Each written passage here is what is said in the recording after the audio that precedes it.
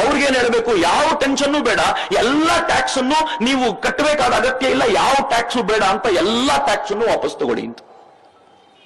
ಎಲ್ಲಾ ಟ್ಯಾಕ್ಸ್ ಅನ್ನು ವಾಪಸ್ ತಗೊಳ್ಳಿ ಅಂತ ಅರ್ಥಕ್ರಾಂತಿ ಹೇಳ್ತಿದೆ.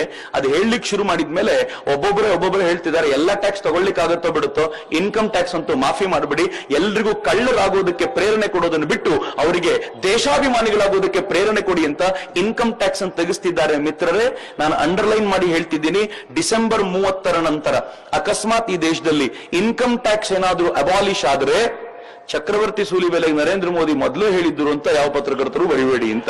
ಇದು ಕಾಮನ್ ಸೆನ್ಸ್ ಅಂತ. ಅವ್ರಿಗೇನ್ ಹೇಳ್ಬೇಕು, ಯಾವ ಟೆನ್ಷನ್ ಬೇಡ, ಎಲ್ಲಾ ಟ್ಯಾಕ್ಸ್ ಅನ್ನು ನೀವು ಕಟ್ಟಬೇಕಾದ ಅಗತ್ಯ ಇಲ್ಲ, ಯಾವ ಟ್ಯಾಕ್ಸ್ ಬೇಡ ಅಂತ ಎಲ್ಲಾ ಟ್ಯಾಕ್ಸ್ ಅನ್ನು ವಾಪಸ್ ತಗೊಳ್ಳಿ ಅಂತ. ಎಲ್ಲಾ ಟ್ಯಾಕ್ಸ್ ಅನ್ನು ವಾಪಸ್ ತಗೊಳ್ಳಿ ಅಂತ ಅರ್ಥಕ್ರಾಂತಿ ಹೇಳ್ತಿದೆ.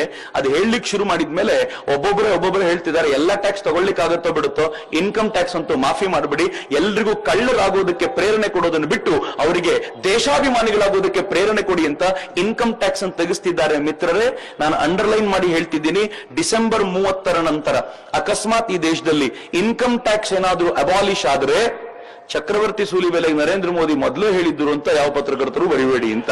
ಇದು ಕಾಮನ್ ಸೆನ್ಸ್ ಅಂತ.